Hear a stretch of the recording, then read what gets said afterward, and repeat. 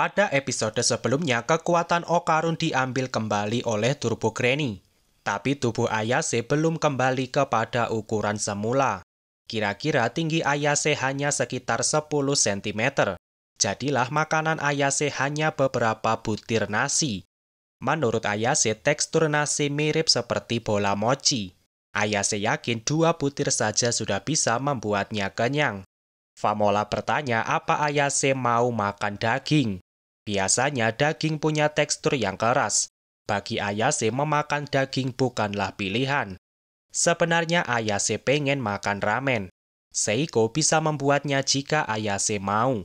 Tapi Ayase menolaknya karena sudah kenyang makan nasi. Ayase meminta minuman kepada Famola. Famola memberikannya menggunakan pipa kecil. Tapi Famola menekan terlalu keras, jadilah Ayase kebanjiran. Beberapa tetes air masih tertinggal pada tubuh Ayase. Ayase minum dari sana dan beberapa tetes saja sudah cukup. Pengalaman itu terasa seperti astronot yang berada di luar angkasa. Famola senang melihat Ayase yang menikmatinya. Tapi jika boleh memilih, Ayase lebih suka menjadi besar. Tapi menjadi kecil ternyata juga bermanfaat. Ayase jadi tidak perlu pergi ke sekolah. Dengan begitu, Ayase bisa tidur sepuasnya. Niat jahat Ayase diketahui Seiko. Seiko tidak mau cucunya ketinggalan pelajaran. Jadi Ayase tetap harus pergi ke sekolah. Ayase kecewa tidak bisa tidur sepuasnya. Bagaimana ceritanya Ayase bisa belajar dengan tubuhnya yang kecil? Famola siap membawa Ayase ke sekolah. Tapi Seiko berpesan untuk tidak menarik perhatian. Bisa jadi masalah jika seseorang melihat Ayase yang mengecil. Ayase tidak mau terjadi keributan. Lebih baik Ayase tidak perlu pergi ke sekolah. Tapi Seiko menyuruh Ayase mengambilkan rapot sekolahnya. Ayase panik dan memilih pergi ke sekolah. Pada akhirnya Ayase menumpang dalam saku bajunya Famola. Mereka bertemu Okarun dan Aira yang berangkat bersama. Okarun tidak menyangka Ayase akan ke sekolah dengan tubuh seperti itu. Sementara Aira masih melihat Ayase sebagai mainan yang lucu. Ayase marah menjadi pusat perhatian. Lagi pula Ayase tidak mau ke sekolah jika tidak dipaksa Seiko. Pokoknya Ayase tidak mau menjadi perhatian. Tapi Ayase justru berada di tengah meja ketika pelajaran. Apalagi dengan posisi nungging. Okarun panas dingin melihatnya. Okarun menyuruh Ayase duduk seperti biasa. Dan Famola diminta menyembunyikan Ayase. Tapi Ayase menolaknya karena akan sulit untuk melihat papan tulis. Ternyata hanya Okarun saja yang panik. Famola bisa mengikuti pelajaran seperti biasa. Bahkan kertas dan pensil yang dipakai Ayase adalah buatan Famola. Okarun tetap khawatir dan meminta Ayase bersembunyi. Namun Ayase justru menarik perhatian cowok di sebelah Famola. Pria itu menoleh dan Okarun langsung panas dingin. Ternyata cowok itu tidak melihat Ayase dan tidak tahu keberadaan Ayase. Jadi Ayase tidak akan terlihat jika tidak diperhatikan dengan seksama. Tubuh Ayase memang tubuh manusia pada umumnya.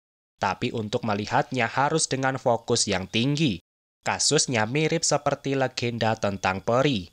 Dahulu manusia bisa melihat peri dengan bebas. Tapi manusia modern kehilangan kemampuan tersebut. Okarun kepikiran sesuatu setelah mendengar cerita tentang peri. Tapi Okarun membuat keributan sampai dimarahi guru. Ayase tertawa melihat Okarun yang kena marah. Namun Okarun harus mengatakan sesuatu. Jadilah mereka akan berkumpul di perpustakaan pada jam istirahat. Pada akhirnya jam istirahat sudah tiba. Semua orang berkumpul termasuk Sawagi. Joji masih terus bercanda dengan Aira, sedangkan Kinta pamer jaketnya yang baru. Okarun menceritakan tentang peri. Semua orang diminta mencari buku yang berkaitan dengan peri. Terlihat Joji malah menjadi batu supaya Aira tidak bisa mengambil buku. Sebenarnya saya suka melihat pasangan Joji dan Aira. Masalahnya Joji menyukai Ayase. Sedangkan Aira menyukai Okarun. Tapi masih ada peluang mereka berdua akan satu pemikiran. Sawaki menemukan buku yang menarik. Cerita tentang peri banyak muncul dalam cerita mitologi. Dikatakan bahwa orang dengan status sosial rendah cenderung akan mudah dilupakan. Entah kenapa Kinta langsung berlari setelah mendengar cerita tersebut. Ayase meminta maaf karena sudah merepotkan semua orang. Okarun tidak merasa direpotkan sama sekali. Sudah sewajarnya mereka membantu teman yang berada dalam kesulitan. Okarun bertanya apa Turbo kembali ke rumah Seiko. Tapi Turbo tidak terlihat sama sekali. Turbo tetap makan seperti manusia biasa. Jika Turbo lapar, mungkin dia akan kembali ke rumah. Tapi nyatanya Turbo tidak pernah kembali. Seiko terlihat kuat menghadapinya. Tapi Ayase yakin Seiko merindukan Turbo.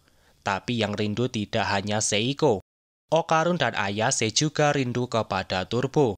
Setelah Turbo pergi, Okarun sama sekali tidak bisa berubah.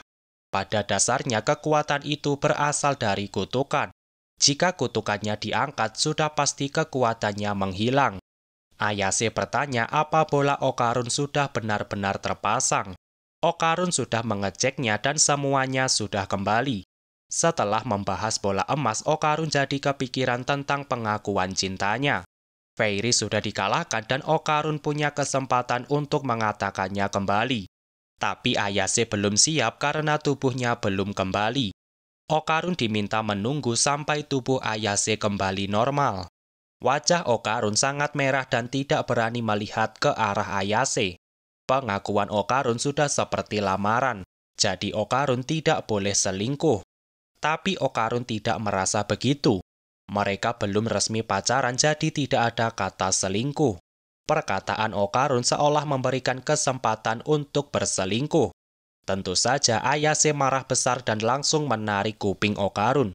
Okarun kesakitan, tapi Okarun tidak berani melihat ke arah Ayase.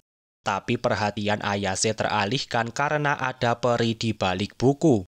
Kebetulan sekali mereka bertemu peri ketika mencari informasi tentang peri. Namun hanya Ayase yang melihatnya. Okarun mencarinya tapi peri itu langsung kabur. Okarun kesulitan mencari karena ukurannya yang kecil. Seingat Ayase, peri itu terlihat seperti orang dewasa. Mungkin orang itu juga terkena kutukan seperti Ayase. Jika menemukannya, mungkin mereka bisa mendapatkan informasi. Namun waktu istirahat sudah habis. Semua orang harus kembali untuk mengikuti pelajaran selanjutnya. Ayase tidak punya kewajiban kembali ke kelas. Jadi Ayase akan di sini untuk mencari peri itu. Ayase yakin bisa bertahan dengan kekuatannya sendiri. Tapi Okarun tetap merasa khawatir. Kinta kembali datang dan mengajak Okarun, Sawaki, dan Famola mengikuti kelas olahraga. Jangan lupa mereka berempat berasal dari kelas yang sama.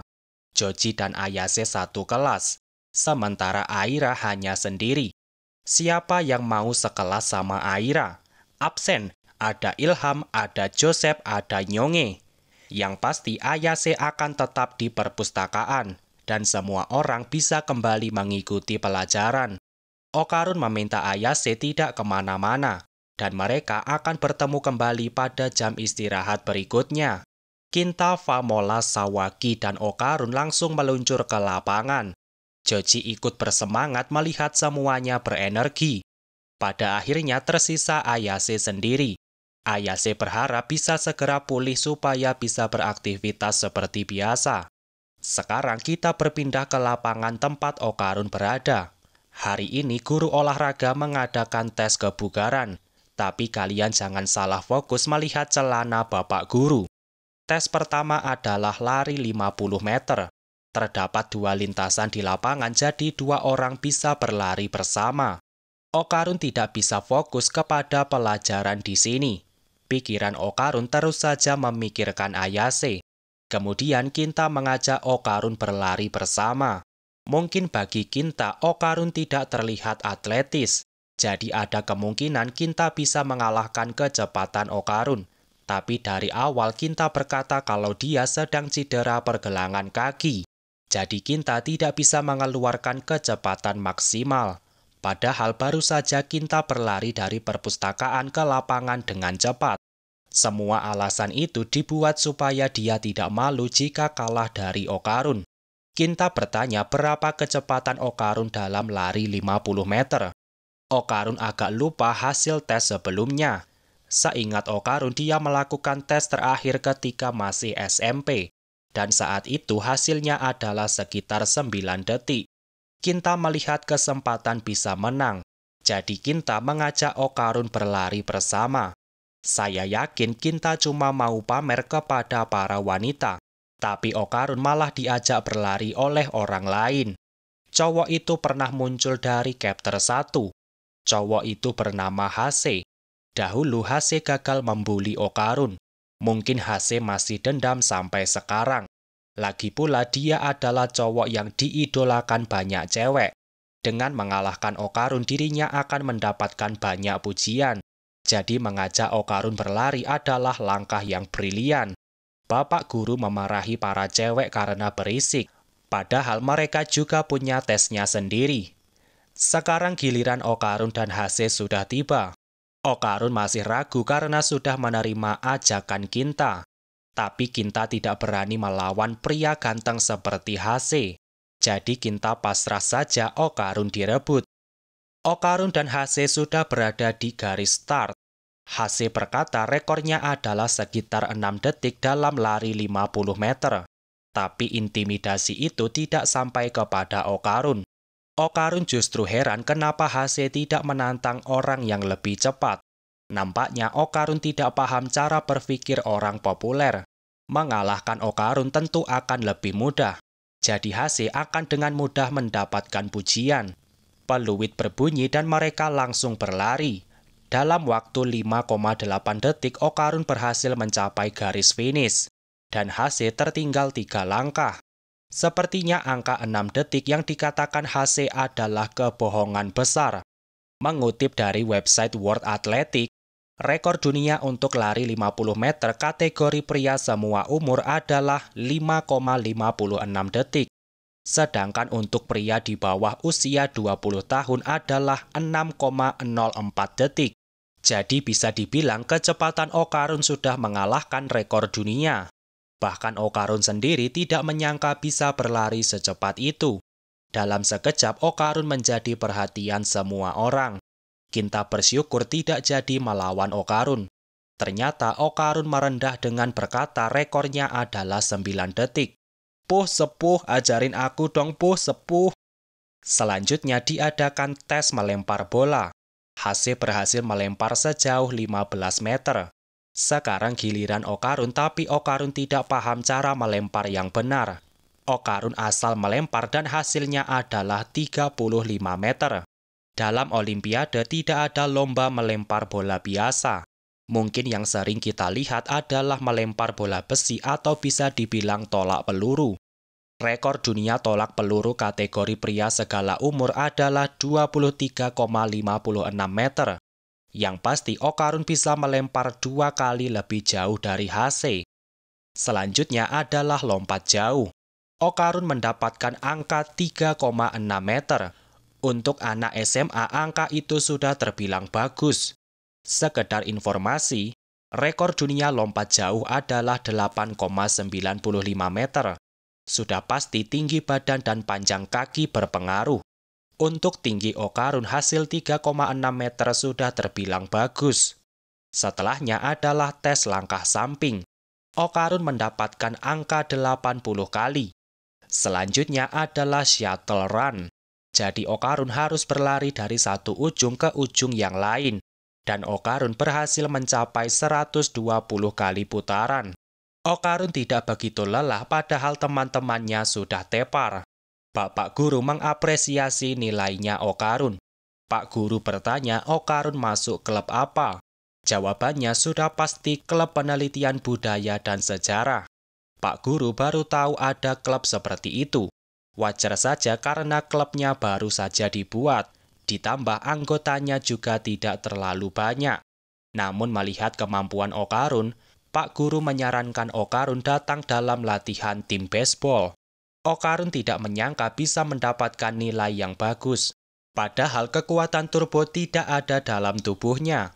Semua berawal dari Seiko yang menyuruh Okarun latihan fisik.